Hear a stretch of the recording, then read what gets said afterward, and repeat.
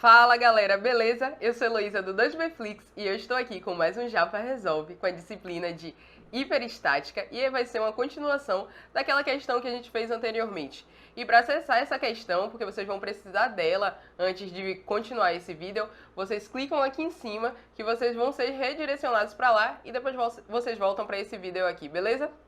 Então vamos lá. Essa questão vai ser sobre deslocamento. Na outra a gente fez os diagramas, nessa a gente vai querer calcular o deslocamento em um ponto. Mas antes de vocês verem essa questão, deixa aqui seus comentários para a gente saber o que é que vocês estão achando dos nossos vídeos. E não esqueça de se inscrever também e dar o like e ativar o sininho para ser notificado sempre que a gente postar aqui. Então vamos lá para a nossa questão de hoje? Bem, a questão diz assim: calcular o deslocamento vertical no ponto E pelo método dos trabalhos virtuais, sendo E igual a 200 GPa e I igual a 2.000 centímetros a quarta. A questão é essa, igualzinha à questão anterior. E agora, como a gente já calculou as reações, já fez os diagramas, a gente vai passar para a parte dos trabalhos virtuais já. Vamos ver aqui, para a gente relembrar, os valores que a gente obteve no vídeo anterior. Então, a gente teve aqui, ó, a gente calculou HB, a gente calculou VB, a gente calculou VA e HA. Então, os valores foram esses aqui em quilonewtons, todos em quilonewtons, tá? E depois disso, o que a gente fez? A gente fez o diagrama, e o diagrama ficou desse jeito. Bem, para a gente fazer o cálculo do deslocamento através do princípio dos trabalhos virtuais, a gente precisa fazer a parte do trabalho virtual, ou seja, a gente vai pegar o problema que a gente tem, o deslocamento ele quer no ponto E, né? Então o ponto E tá aqui. A gente pega o problema que a gente tem, tira todas as cargas, ó, perceba que eu tirei aqui a carga distribuída, eu acho que tinha uma carga aqui de 20 e outra aqui em cima, tirei também, a gente tira todas as cargas. Agora a gente vai ter que aplicar uma carga na direção do deslocamento que a gente quer, e essa carga ela é unitária, ou seja, igual a 1. Bem, a direção vai ser vertical e o sentido a gente que escolhe. Nesse caso aqui, eu coloquei no sentido para baixo. Eu poderia ter colocado para cima também, mas eu acho que o deslocamento vai dar para baixo. Então, eu já coloquei aqui a nossa carga desse jeito. Mas, eu não tenho certeza se o deslocamento vai ser para baixo ou para cima. Se der positivo lá no final, quer dizer que eu adotei o sentido exato do deslocamento, ele vai ser realmente para baixo. E se der negativo, quer dizer que é no sentido contrário. Isso não compromete a nossa resolução. A gente consegue, tanto adotando em um sentido ou no outro, a gente consegue achar o deslocamento, beleza? A gente só não poderia mudar a direção, porque a gente quer o deslocamento vertical nesse ponto aqui, no ponto E. Então, eu não poderia colocar essa carga na horizontal. Então, fiquem ligados nisso. Então, beleza. A gente tem aqui a nossa estrutura, que é o problema virtual. A gente vai precisar calcular, assim como a gente calculou no problema real, a gente vai precisar calcular as reações aqui e aqui. Se vocês preferirem, vocês podem também separar essa estrutura e vai ficar uma estrutura ADC e uma estrutura CEB. Mas, para ser mais rápido, eu não vou separar a nossa estrutura e aí eu vou calcular só as reações aqui nos apoios. Se vocês separarem, vocês vão ter que calcular as reações aqui no ponto C também. Mas vocês vão ver que é simples, a gente não vai precisar separar. Assim como eu não precisei separar no cálculo do problema real. O que a gente vai fazer agora? A gente vai calcular as reações. Então, para calcular as reações, a gente vai precisar, aqui, eu coloquei aqui as reações, né, que a gente vai precisar calcular. A gente vai fazer assim, ó. Somatório de momento em C igual a zero. Como eu falei no vídeo anterior, aqui na rótula a gente pode considerar o somatório de momento igual a zero. E aí a gente faz, eu vou olhar para a direita aqui para achar o VB. Aí a gente faz assim, ó. 1 vezes 2, esse 1 é dessa carga aqui. 2 é a distância, né? A gente já sabe disso. 1 vezes 2 menos VB', eu chamei de VB' para a gente não confundir com o VB do problema real. VB' vezes 4 igual a zero. Bem simples, né? A gente faz os cálculos e a gente vai achar que VB é igual, VB' é igual a 0,5. Tá. Agora a gente faz o somatório de forças verticais. Quando a gente fizer o somatório de forças verticais, a gente vai achar o nosso VA', né? Que é o que falta das forças verticais. Aí a gente faz os cálculos, VA' menos 1, que é esse valor aqui, mais 0,5, que é o valor do VB, igual a 0. VA' também igual a 0,5. E por que eu fiz o somatório de momento aqui? Porque quando a gente faz o somatório de momento aqui, a gente só vai ter uma incógnita que vai ser o VB. E por que eu olhei para a direita, né? Porque também, pelo mesmo motivo. Porque a gente só vai ter uma incógnita que vai ser o VB. Se eu olhasse para a esquerda, eu teria duas incógnitas, HA e VA. Então eu não quero duas incógnitas. E se eu fizesse o somatório de momento em A ou em B, eu teria também duas incógnitas, que seria, se fosse em B, seria HA e VA. E se fosse em A, seria HB e VB. A gente quer simplificar as coisas, a gente quer deixar as coisas simples, né? Então, a gente só quer uma incógnita. E aí, por isso, eu faço o primeiro somatório de momento em C. Bom, a gente já achou VB', a gente já achou VA', agora a gente precisa achar as horizontais. Então, a gente faz somatório de momento em A, agora eu já tenho VB, então, portanto, só vou ter uma incógnita, que vai ser HB'. Aí a gente faz 1 vezes 6, esse 1 está aqui, a distância dele até A é 4 mais 2, portanto 6, menos 0,5 vezes 8. 0,5 é o nosso VB, 8 é 2 mais 2 mais 4, que dá 8, menos HB vezes 4. HB está aqui, né? Então a gente vai pegar a distância, que é essa aqui, ó. Tá? Porque sempre a gente pega a distância perpendicular. Distância sempre perpendicular. Beleza, vezes 4 igual a 0. A gente vai ter HB' também igual a 0,5. Falta agora o somatório, falta agora HA, e aí a gente faz somatório de força horizontal igual a 0. Nosso HA, obviamente, como só tem duas horizontais, a gente sabe, né, que o HA' vai ter que ser igual ao HB'. Então, HA' também 0,5.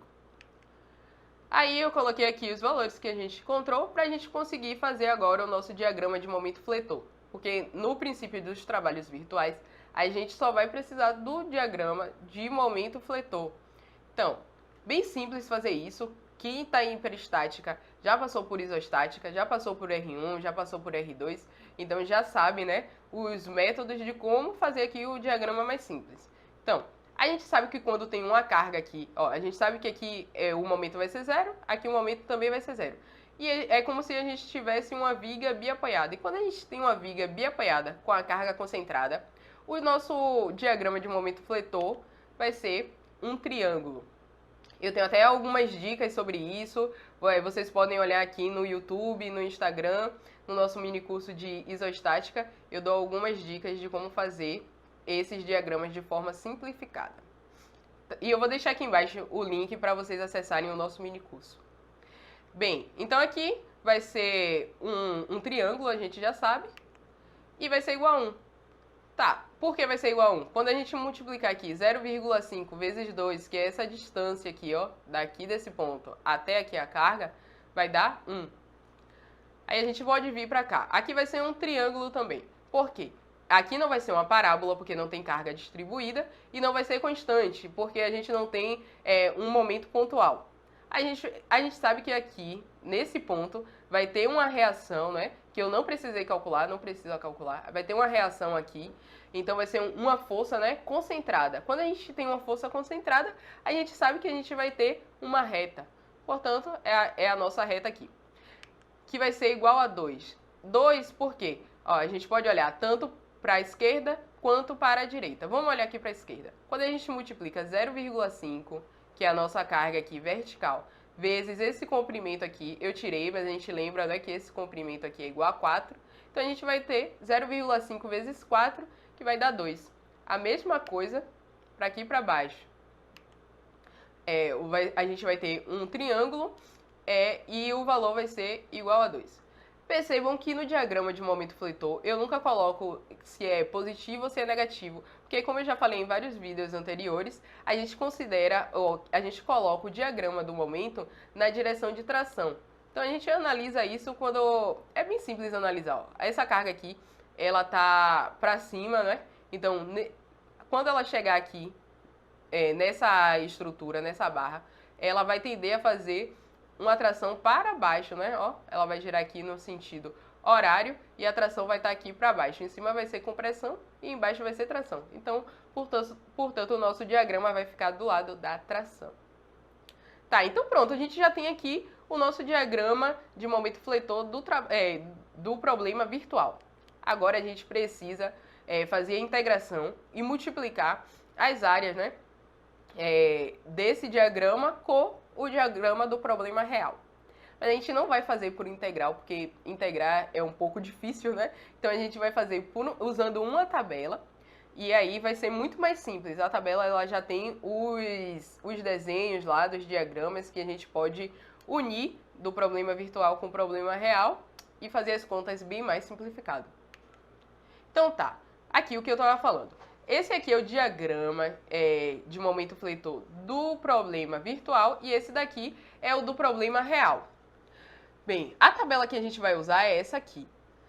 Ó, vocês vão perceber que a gente tem aqui retângulo, triângulo para um lado, triângulo para o outro, trapézio, parábola. E aí a gente vai ter que juntar cada trecho. A gente vai comparar esse aqui com esse daqui com esse trecho com esse, tá? E aí a gente vai usar essa tabela. Então vamos lá.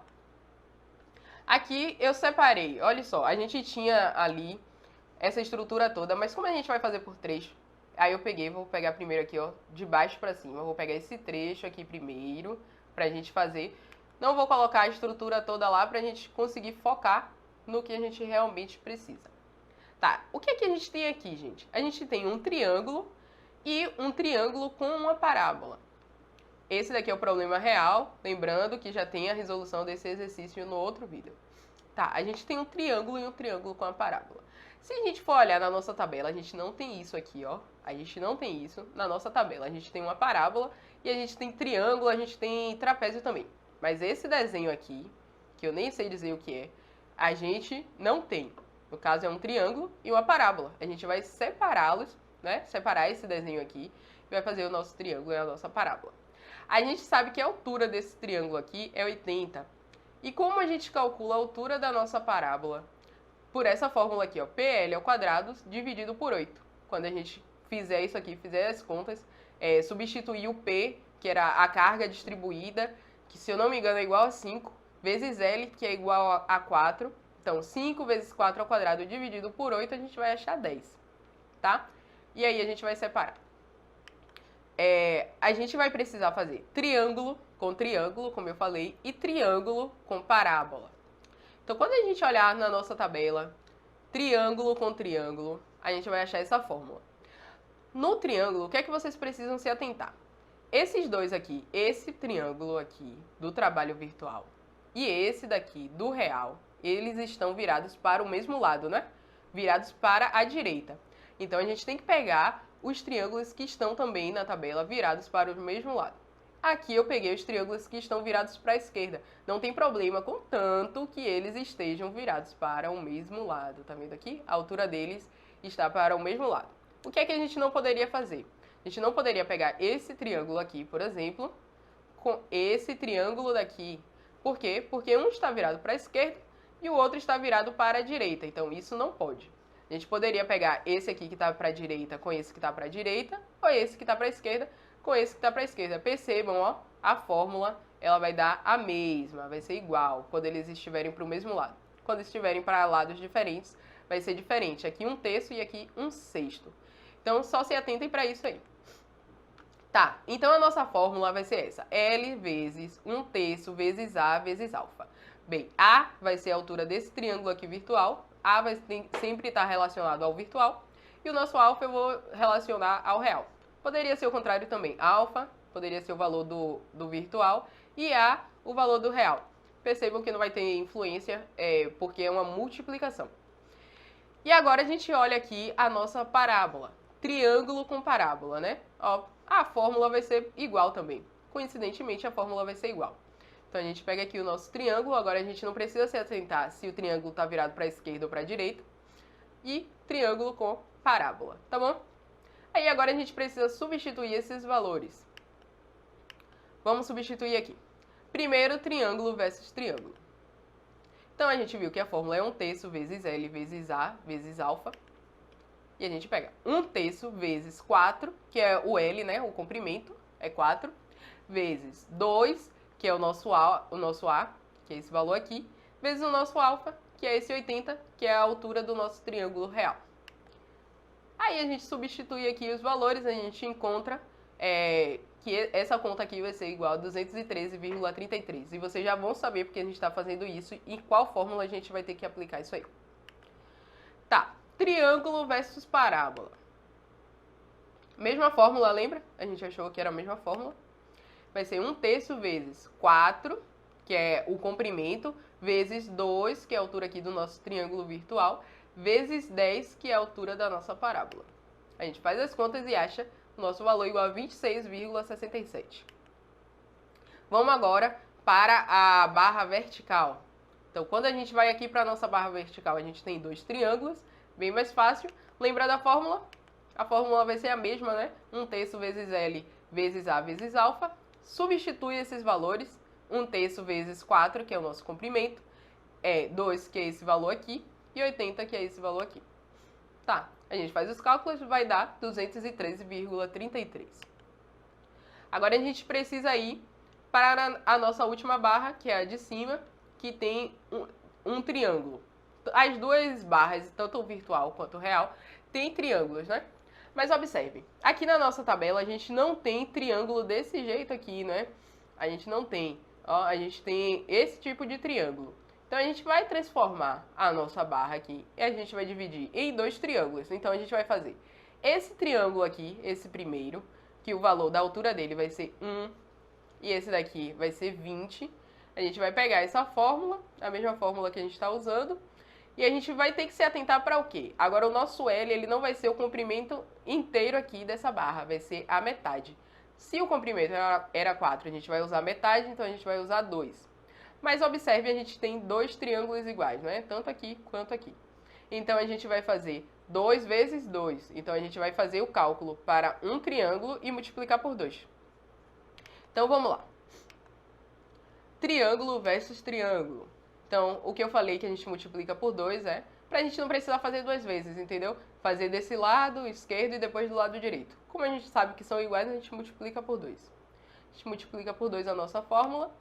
Então vai ser 2 vezes 1/3 vezes 2, ó, o nosso L não vai ser 4. Cuidado, porque vocês podem multiplicar por 2 e depois colocar aqui 4. Não vai ser 4, tá? Vai ser a metade, então vai ser 2. Nosso L vai ser 2 vezes A, que vai ser 1, vezes o nosso alfa, que vai ser 20. Então, fazendo as contas, a gente vai achar 26,67. Agora a gente já pode ir para o cálculo do deslocamento, que é o que a questão pede. A fórmula é essa aqui, ó.